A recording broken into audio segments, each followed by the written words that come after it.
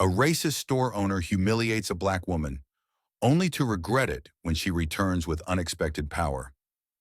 Ruth Anderson stood behind the counter of her family grocery store, Ruth's Market, staring out through the large glass windows onto the quiet street of Riverville. The early morning sun filtered through the oak trees lining the road, casting long shadows that slowly shifted across the pavement. Ruth loved these moments of quiet before the day fully began. At 62, she had run this store for decades, just as her father and mother had before her. The store itself was small but cozy, with wooden shelves lined with canned goods, homemade jams, and fresh produce. Everything was perfectly in its place, just the way Ruth liked it. She straightened the cans on a shelf, muttering to herself about how things had changed over the years. The world outside felt different, and Ruth didn't much care for the changes. Riverville had once been a simple, quiet town where everyone knew each other. But more recently, the town had been filling up with new faces. People Ruth didn't know, people who didn't look like her or her longtime customers. It was unsettling. Her thoughts were interrupted by the familiar jingle of the bell above the door, signaling the entrance of a customer. Ruth turned, a polite smile on her face, and nodded to Mr. Harper, an elderly regular who had been coming to her store for years. Mr. Harper, a frail man with thinning white hair and a cane, made his way slowly to the counter. "Morning, Ruth," he said, tipping his cap as he shuffled over. "Morning, Mr. Harper. How are you today?" Ruth asked as she reached for the small bag of apples Mr. Harper had placed on the counter. "Can't complain. Weather's fine," he said, nodding toward the window. He paused, leaning on his cane as Ruth rang up his items. "I've been noticing a lot of new people moving into town, haven't you?" Ruth nodded, but her smile faded slightly. "Sure have. Seems like Riverville's changing. Not quite what it used to be." Mr. Harper sighed. "I liked it better the old way myself. Simpler times." Ruth gave a small hum of agreement. "Yep, simpler times," she echoed. She bagged the apples and handed them to Mr. Harper. "See you next week?" "You bet," Mr. Harper replied with a smile before making his slow way to the door. As the bell jingled behind him, Ruth leaned on the counter, watching him go. Her mind wandered back to when her father had run this store. It had been a community staple for as long as Ruth could remember. Back then, everyone knew everyone and people treated each other with respect. But now there were more outsiders, people moving in from the city, different races and backgrounds. Riverville wasn't the quiet, familiar town she had grown up in anymore. She glanced out the window again, her brow furrowing. Across the street, a group of teenagers, 3 black boys and a girl, were walking together, laughing and talking loudly. Ruth watched them with narrowed eyes. They didn't look like trouble, but their presence still unsettled her. They weren't the kind of people she was used to seeing in Riverville. Things were changing, and Ruth didn't know how to feel about it. Later that morning, as Ruth was restocking a shelf near the front of the store, the bell above the door chimed again. She turned to see a woman walking in, someone she didn't recognize. The woman was strikingly elegant, with dark brown skin and long curly hair. She wore a neatly tailored beige trench coat and black heels. The way she moved was calm and confident, carrying herself with a quiet grace that immediately drew attention. Ruth's polite smile faltered for a brief moment, but she quickly recovered. The woman picked up a basket and began walking down the aisles, inspecting the products on the shelves. Ruth watched her from behind the counter, her eyes narrowing slightly as the woman moved through the store. She didn't say anything, but her mind was racing.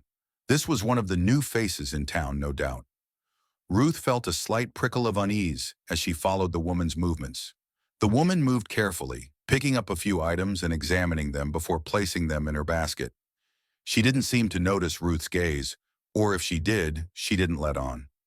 Eventually, she made her way to the produce section, picking up an apple and inspecting it closely.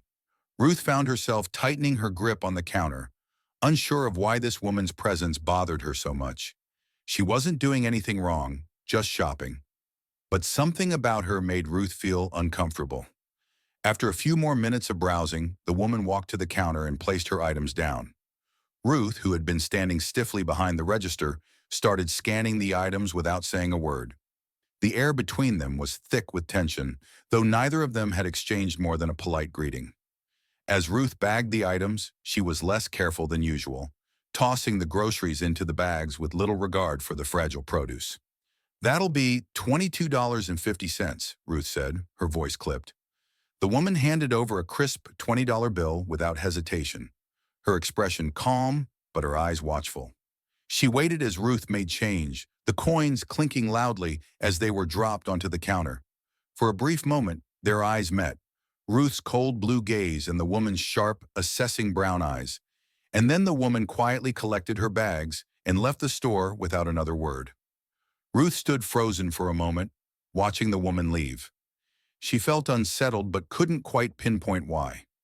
As the door closed behind her, Ruth let out a small huff and muttered to herself, "Some people."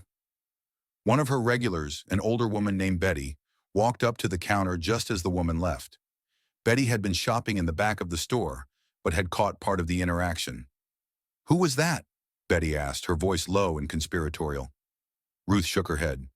"Don't know. New to town, I reckon." Betty clicked her tongue. "We've been getting a lot of that lately, haven't we? Different types of folks moving in." Ruth nodded, her mouth tightening into a thin line. "Sure have. Not quite what we're used to around here." Betty leaned in slightly, lowering her voice. "You got to be careful with those types, Ruth. They'll try to take advantage if you're not paying attention." Ruth nodded again, feeling a small sense of satisfaction in Betty's agreement. She wasn't the only one who felt uneasy about the changes in town. They exchanged a few more words before Betty made her purchase and left, leaving Ruth alone with her thoughts once again. Over the next few days, Ruth kept seeing new faces in town. More Black families, Hispanic couples, and even Asian immigrants had started making their way through Riverville. It felt like every day, the town was becoming more diverse. Ruth watched them all with growing unease. It wasn't just about race, it was about change. The town she had known her entire life was slowly slipping away, and she wasn't sure how to stop it. A few days later, the elegant woman from before returned. This time, she wasn't alone. With her was a teenage girl, around 16, who had the same dark brown skin and curly hair as her mother. The girl was dressed in a neat school uniform, her backpack slung over one shoulder. They walked in together, chatting casually as they moved through the aisles. Ruth's stomach tightened at the sight of them. It wasn't just one of them now, it was two. She stood behind the counter, pretending to organize receipts, but her eyes stayed locked on the pair as they shopped. The woman, Jasmine, Ruth thought her name was, moved gracefully through the store, just as she had before. Her daughter, Ava, laughed softly at something Jasmine said, and they continued their shopping in peace. But Ruth couldn't shake the feeling of unease. She watched them like a hawk, noting every item they picked up, every glance they exchanged. By the time they reached the counter, Ruth's patience was wearing thin. Jasmine placed her groceries on the belt, and Ruth began scanning them with the same brusque attitude she had before, but this time she deliberately overcharged them. When Jasmine saw the total, $30.75, her brows furrowed slightly. "I think you might have made a mistake," Jasmine said calmly. "It should be less than that." Ruth's eyes flashed with irritation. "I don't make mistakes, miss. That's the total." Jasmine's daughter, Ava, looked up at her mother confused. Jasmine, however, remained calm. "I just want to make sure it's correct." Ruth snapped, her voice growing louder. "You're causing trouble again. You people are always looking to make something out of nothing." The store fell silent. A few customers standing near the back of the store glanced up at the sudden outburst. Some nodded quietly, agreeing with Ruth, while others shifted uncomfortably. Jasmine's face remained composed, though a flicker of hurt passed through her eyes. "I'm not trying to cause trouble," Jasmine said evenly. "I just want to pay the correct price." "You people," Ruth muttered again, barely loud enough for others to hear, but the words hung heavy in the air. "Always looking for trouble." Jasmine took a deep breath, steadying herself. She didn't argue further. Instead, she reached into her purse, pulled out the full amount, and placed it on the counter. Ruth snatched the money and handed back the change with an air of impatience. As Jasmine gathered her groceries, she looked Ruth in the eye. Her voice was calm, but her words carried a weight that made Ruth pause. "You'll regret this," Ruth blinked, but before she could respond, Jasmine and her daughter were gone. the bell above the door jingling as they exited the store. Ruth stood behind the counter, her heart pounding in her chest. She felt a flicker of unease at Jasmine's parting words, but she quickly brushed it off. Who did she think she was, threatening her in her own store?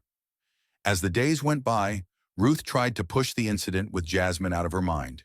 But no matter how hard she tried, the woman's words kept echoing in her thoughts. You'll regret this. What had she meant by that? Ruth couldn't shake the feeling that something was coming, something she wasn't prepared for. 2 weeks passed, and the unease Ruth had been feeling only grew. The town continued to change around her. More new faces, more people of different races, cultures, and backgrounds. Ruth felt increasingly isolated, like she was the last remaining piece of the town she had once known. Then, on a quiet afternoon, something happened that would change everything. Ruth was standing behind the counter, sorting through paperwork, when she noticed a sleek black limousine pulling up outside her store. Her breath caught in her throat as the door to the limo opened and Jasmine stepped out. But this time, she wasn't alone. Behind her, a team of professionals in suits followed, all carrying briefcases and documents. Ruth's heart raced as Jasmine and her entourage entered the store. She stood frozen behind the counter, unsure of what to do or say. The confident way Jasmine walked in, as if she owned the place, sent a jolt of fear through Ruth's chest. "What's going on here?" Ruth stammered, her voice shaky. Jasmine stepped forward, her expression calm and composed. "I'm here to talk about the property, Ruth." "The property?" Ruth repeated, confusion etched on her face. Jasmine nodded. "Yes, my family recently purchased the entire block, which includes this store." Ruth's eyes widened in shock. "You, what? You bought the block?" Jasmine's gaze didn't waver. "Yes, the property is now ours, which means you're leasing this space from us." Ruth felt the ground shift beneath her feet. Her store, her family's store, wasn't hers anymore. It was now owned by Jasmine's family. The realization hit her like a ton of bricks. "You can't just take my store," Ruth said, her voice trembling. "I've been running this place for years." Jasmine's expression softened slightly, but she remained firm. "I'm not here to take your store, Ruth. I'm here to offer you a choice." "A choice?" Ruth echoed, her voice barely above a whisper. Jasmine nodded. "You can continue running your store, but there are new conditions. From now on, you treat all your customers with respect, no matter who they are, no matter their race or background. If you can't do that, I'll have no choice but to find someone else to run this store." Ruth's hands trembled as she tried to process what was happening. This was her livelihood, her family's legacy. She couldn't lose it, but she also couldn't deny the truth. She had treated people like Jasmine and her daughter with disdain, and now it was coming back to haunt her. Tears welled in Ruth's eyes as she nodded slowly. "I'll do it," she whispered. "I'll change." I swear. Jasmine studied her for a long moment, then nodded. "Good." She handed Ruth a contract, outlining the new terms. Ruth's hands shook as she signed her name, feeling a strange mixture of relief and shame wash over her. When the deal was done, Jasmine and her team left, leaving Ruth alone in the quiet store. Over the next few weeks, Ruth slowly began to change. She treated all her customers with kindness and respect, regardless of their race or background. The townspeople noticed the shift in her attitude, and the store began to fill up again. Jasmine continued to visit regularly, not just as the building's owner, but as a friend. They exchanged polite conversations, and slowly Ruth began to open up. The store, once filled with tension and hostility, became a place of warmth and community. People of all races and backgrounds filled the aisles, chatting and laughing as they shopped. Ruth, standing behind the counter, smiled warmly at each customer, feeling a peace she hadn't known in years. She often reflected on her journey, realizing how much her prejudice had blinded her to the humanity in others. She had been given a second chance, and she wasn't going to waste it. Riverville had changed, and Ruth had changed with it. In the end, Ruth's Market became a symbol of growth and unity in the town. What had once been a place of exclusion and division was now a space where everyone was welcome. Ruth had learned that true power didn't come from dominance or control. It came from grace, understanding, and the willingness to change. And in that, she had found her true legacy.